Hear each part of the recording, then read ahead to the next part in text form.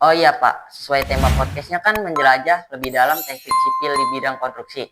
Menurut pandangan Bapak, apa aja sih peran teknik sipil di konstruksi? Assalamualaikum warahmatullahi wabarakatuh. Waalaikumsalam. Gimana apa kabar para penonton semua? Semoga sehat dan selalu semangat dalam menjalankan aktivitas. Hai guys, perkenalkan nama saya Maesa Mandala, seorang mahasiswa Universitas Pelita Bangsa dari Fakultas Teknik Sipil. Di sini saya akan menjadi host podcast bertema menjelajah lebih dalam peran teknik sipil di bidang konstruksi. Dan di sini saya sudah bersama narasumber saya, Pak Arki, seorang kisi ya.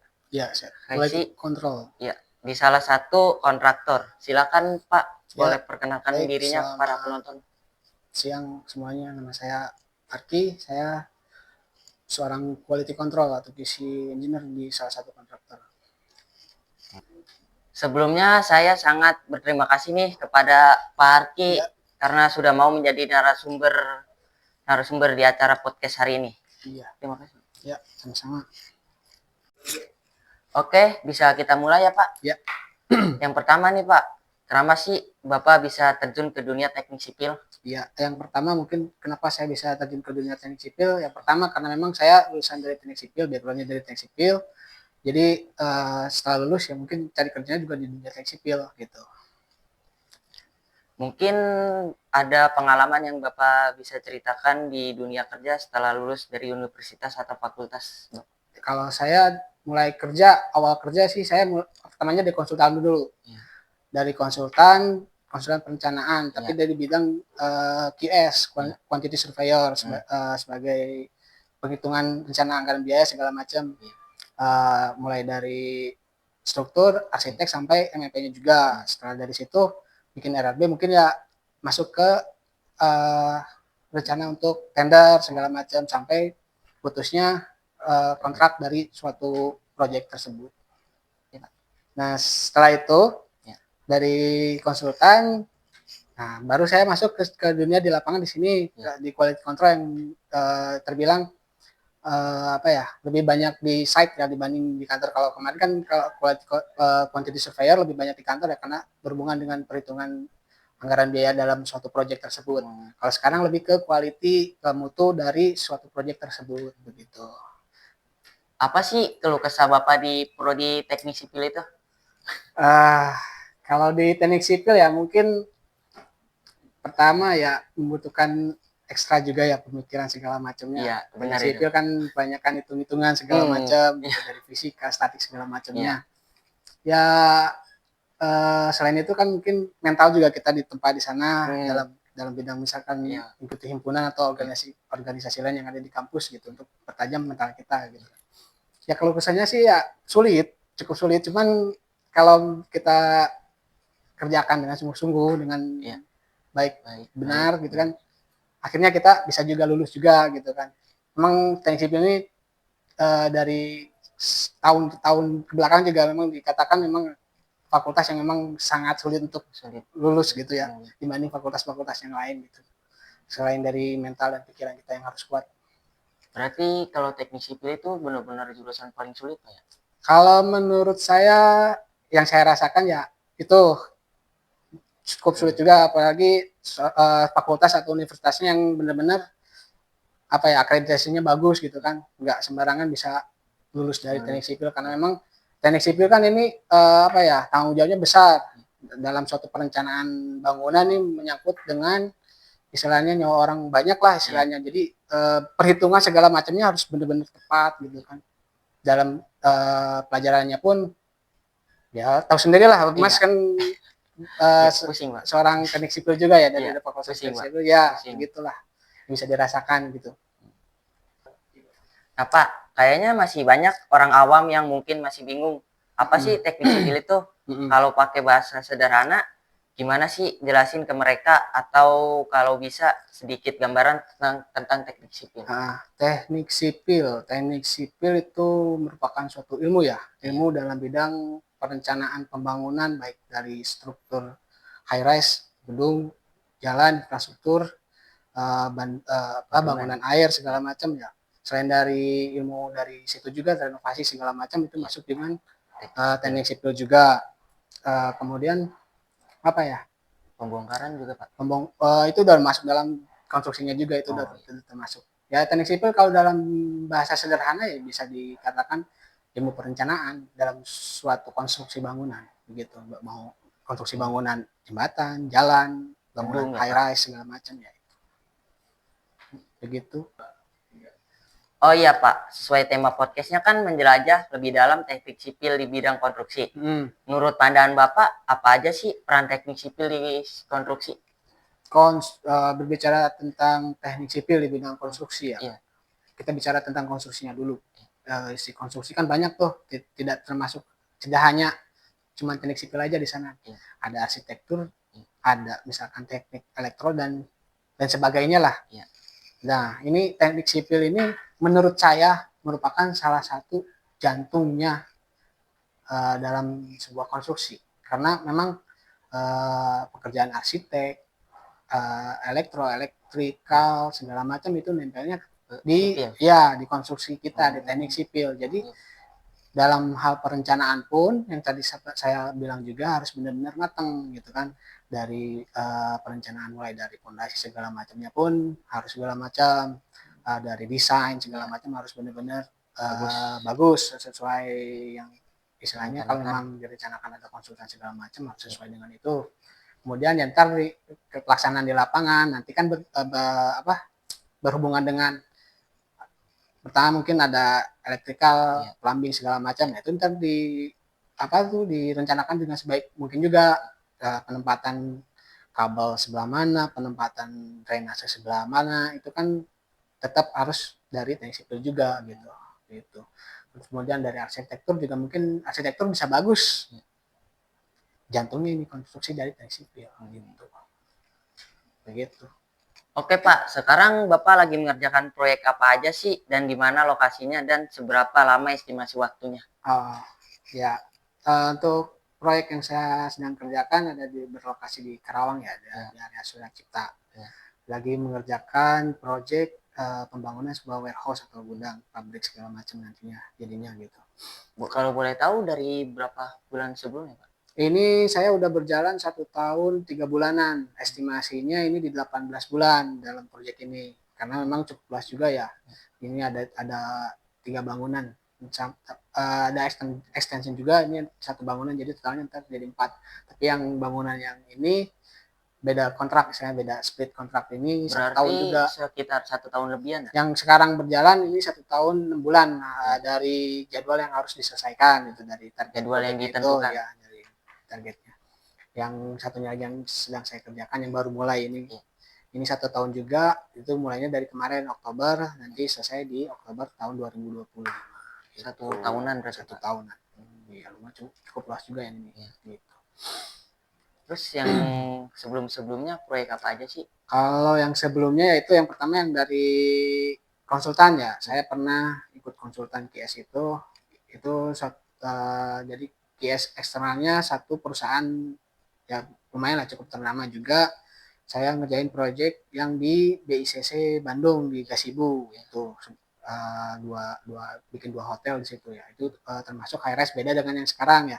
Kalau sekarang bangunannya warehouse, yang sana high rise ya. Itu lebih complicated di sana dibanding di sini karena memang banyak istilahnya item-itemnya lebih banyak daripada warehouse gitu.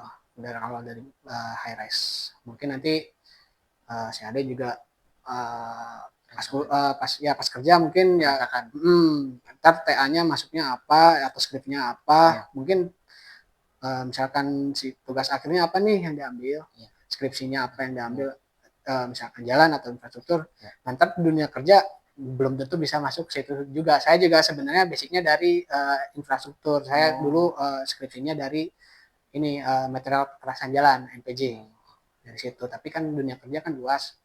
Nah itu makanya dari nggak segampang itu, ketika kuliah harus benar-benar ya. Jadi saya bilang sulit, memang sulit dari teknik sipil itu banyak karena banyak tanggung jawab yang ininya banyak juga, mulai dari struktur bangunan air segala macam harus dipelajari. Nah bendungannya Pak ya.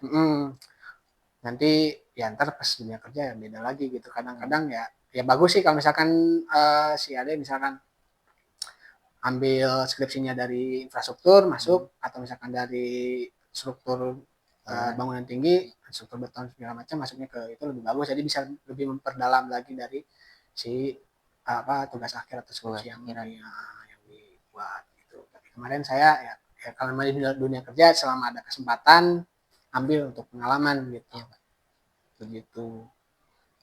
Ya selain dari yang tadi yang proyek BICC juga saya kan namanya konsultan banyak nih ya proyeknya kebutuhan menghitung segala macamnya, ada proyek yang A, B, C segala macam. Ya, saya sempat juga istilahnya dilempar atau dipindah tugaskan ke area ya keluar pulau, keluar kota. Nah itu masih harus dilatih tuh dalam mental Bapak. Mental keluar kotanya ini misalkan jauh dari keluarga segala macam. Baru pertama kali apa? Ya. Udah pernah. Ya, langsung baru pertama kali Bapak. Apanya keluar tuh? Kota gitu. Bukan luar kota, malah luar pulau. Saya ke Batam waktu itu pernah dilempar ke Batam mengerjakan proyek landed. Di sana ada perumahan, ada ballroom segala macamnya sampai apartemennya. Bapak ngerjakan proyek apa? Perumahan apa? Landed. Jadi semua itu ada semua, ada perumahan, ada kayak sebuah kawasan lagi lah, ada ballroom segala macam. Kalau di sini kawasan pabrik, kalau di sana kawasannya perumahan lah, kayak gitu. Apartemen ada di dalamnya, terus perumahannya ya, pokoknya fasilitas lengkap lah di sana ada. Saya mengerjakan itu, cuman kan itu tadi saya kerja sebagai quantity surveyor, sebagai yang perencana dalam bidang perhitungan RAB segala macam, dari mulai tender ntar saya yang ngerjain juga gitu. Awal bikin berarti tender, banyak tugas Bapak. Kalau di sana ya lumayan juga. Di sana juga sebenarnya saya cuman 1,5 tahun, kontrak saya tiga tahun sebenarnya di sana, cuman kenapa nggak dihabiskan? Ada hal lain ya, mungkin ada hal lain lah, dulu ada pengen coba yang lain gitu. Jadi desain segala macam di yang satu ya begitu. 3 tahun lah harusnya sebenarnya. Tapi di sini dari tahun berapa tuh Pak? Kalau boleh saya tahu. awal kerja 2014. Sudah lumayan lama. Pas awal lulus 2014 saya kerja di langsung masuk konsultan itu. Awalnya juga ngelamar coba ke yang lain. Nah, cuman keterimanya di situ ya udah dijalanin dulu, masuk gitu kan. Coba dari ilmu yang udah didapat di semasa kuliah ya diaplikasikan segala macam, tapi ntar pas awal kerja juga ntar ada yang bimbing juga gitu. Ada atasan lah ya. Ya, ada atasan yang bimbing segala macam. Ya supaya kita bisa nggak ketiplok langsung bisa gitu, nggak bakalan kayak gitu. Dari nol lagi kita tetap. Nol lagi cuman dari pengalaman kuliah. Oh iya ini. Kan pernah di manajemen konstruksi kan, mungkin di kuliahan juga dipelajari ya. Nah, itu dari situ mungkin oh ya ini aplikasinya seperti ini gitu. Begitu sih. Ya mungkin saya dunia konstruksi udah 7 tahunan lah. Lumayan lama juga berarti. Tahunan ada 7 tahun. Di sini di perusahaan ini juga udah hampir, saya udah mau 3 tahun juga di bangunan ini, di kontraktor ini saya udah mau hampir 3 tahun juga gitu di sini. Begitu. Ada yang lain kah pertanyaannya? Silakan. Sebentar. Apa sih Pak tantangan Bapak yang sangat sulit di proyek yang pernah Bapak kerjakan? Tantangan sulit sih lumayan sih ya, agak banyak juga, mungkin hampir semua proyek ada tantangannya gitu. Tapi ya mungkin yang sekarang aja lah ya, sekarang aja yang saya kerjakan, mungkin tantangan tersulitnya mungkin dalam hal pengaturan orang-orang worker lah ya, segala macam. Kita kan bersinggungan dengan yang namanya mandor, subkon segala macam. Nah, itu kita harus punya wawasan juga untuk menerangkan ke mereka pekerjaan yang istilahnya sesuai dengan plan dari kita keterangkan sebaiknya dikerjakan seperti apa segala macam. Terus tantangannya lagi kalau di lapangan juga mungkin ya, karena di lapangan mungkin selain dari panasnya cuaca, ada juga panasnya juga dari bersinggungan lah Ya. emosi dari setiap ini ya. Gitulah tantangannya mungkin lebih bisa di situ. Ya ya tadi awal saya bilang mental, utama sih dari mental kita harus kuat istilahnya kalau mau beneran bekerja di dunia konstruksi gitu. ya di lapangan mental. Yang kedua ya mungkin ilmu segala macam, dan yang perlu banget ditekankan sih di attitude kita, cara kita meminta sesuatu ke misalkan worker kita ya seperti itu, jangan semena-mena ini kerjain ini tolong ya, sebisanya ya dengan bahasa yang sesuai gitu lah, kita kan nggak harus gitu Pak ya. Ya tantangannya di situ aja, cara mengayominya lah istilahnya seperti apa, paling dari situ aja sih, menghargai, saling menghargai. tantangannya begitulah, singgungan di lapangan yang lebih banyak sih tantangannya. Kalau dari plan sih ya mungkin nanti tantangannya dalam hal perencanaan gitu. Kayak perencanaan sebuah bangunan proyek gitu Pak ya. Perencanaannya mungkin masuk ke ini, bisa ke engineeringnya. Tantangannya bagaimana sih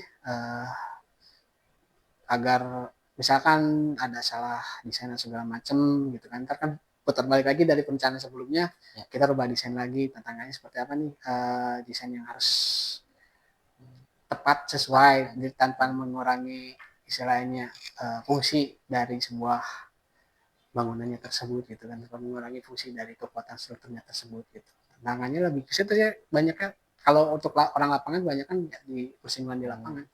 Kalau nanti masuk ke engineeringnya juga tantangannya dari situ. Tantangannya harus di lapangan tantangannya.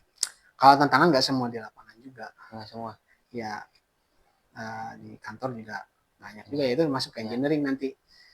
Misalkan si Mas punya konsultan misalkan ya, dengan desain si konsultan sekian persen gitu kan, yang dikira sama si Masnya itu lebih boros atau segala macam terhadap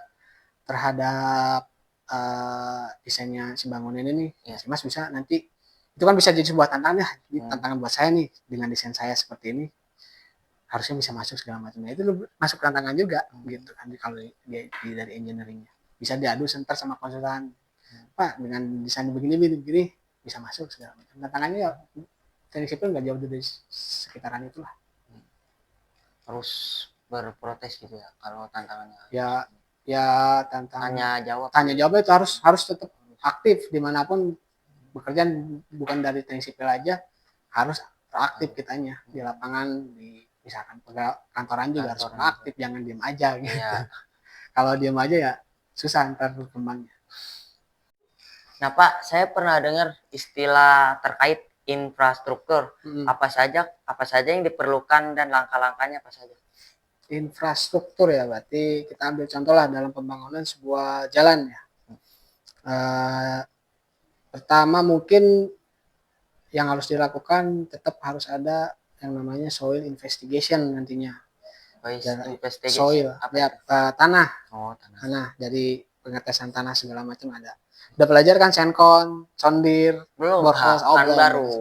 Nanti semester berikutnya mungkin ada yang namanya pengetesan segala macam, ada tes SBR, terus ada mungkin nanti ada Senkon, ada soil dari borehole segala macamnya lah, untuk mendapatkan nilai dari tanah tersebut bagus atau tidak, daya dukungnya seperti apa gitu kan, untuk dibuatkan jadi sebuah infrastruktur jalan tersebut. Nah misalkan udah dari situ baru masuk namanya ada subgrade, subbase, base course. Nah nanti masuk ke subbase-nya, nanti misalkan penggelaran limestone segala macam, atau misalkan pakai limestone atau makadam bisa juga. Terus nanti layar berikutnya ada istilahnya base course, baru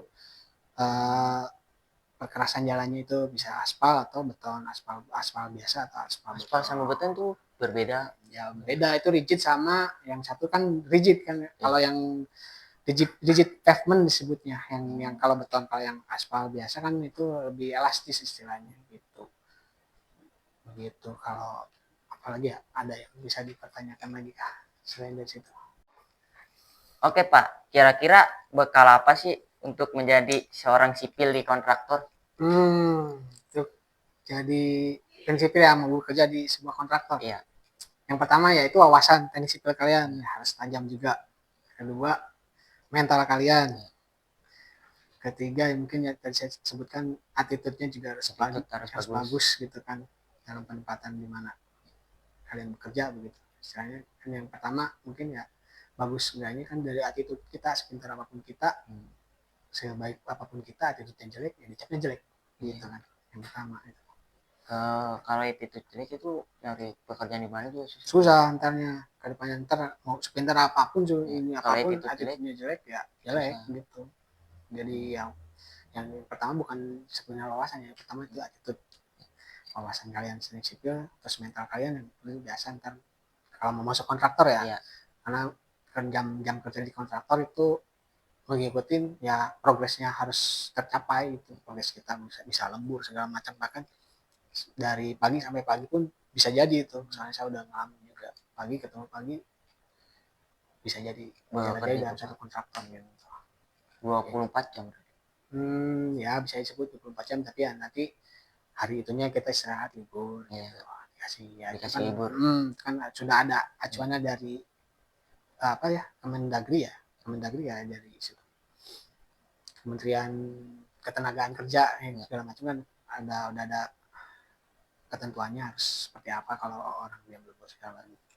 Itu sih dari attitude, wawasan kalian, mentalnya harus diasah. Nah Pak, sekarang kita sudah sampai segmen yang terakhir nih. Ya. Dan ada pertanyaan lagi. Apa sih pesan untuk teman-teman yang ingin ambil teknik sipil atau teman-teman mahasiswa teknik sipil? Untuk yang baru mau ngambil teknik sipil ya? Iya, yang baru. Baru atau udah sebelum? Yang baru mau masuk ya, istilahnya. Dari ilmu fisika dan hitungannya lah, yang harus ditajamkan dari situ. Yang sekarang udah masuk ya udah dalam proses sebagai mahasiswa, pesannya yang rajin aja, jangan bolos-bolos, soalnya malas-malasan gitu. Ya jangan malas-malasan, soalnya sekali ini mata kuliah ketinggalan, sipil tuh agak susah juga buat kejarnya gitu. Jadi diusahakan kalau memang nggak ada urgensi yang memang nggak perlu gitu, masuk aja kuliah, ambil ilmunya segala macamnya, serap bener-bener, nanti pasti kepake di dunia kerja, di lapangan segala macam. Itu paling. Ya. Oke Pak, podcast hari ini sudah selesai dan saya sangat berterima kasih pada Bapak. Sama-sama, saya juga berterima kasih sudah diwawancara ya. Mungkin kurang lebihnya seperti itu, karena memang sangat banyak sekali yang mungkin bisa digali nanti pengalamannya di dunia teknik sipil. Mungkin ya saya terangkan segini singkat ya, mungkin agak kurang juga karena memang dunia teknik sipil itu sangat luas gitu. Oke guys, semoga bermanfaat pada kalian semua. Terima kasih. Wassalamualaikum warahmatullahi wabarakatuh. Waalaikumsalam warahmatullahi wabarakatuh.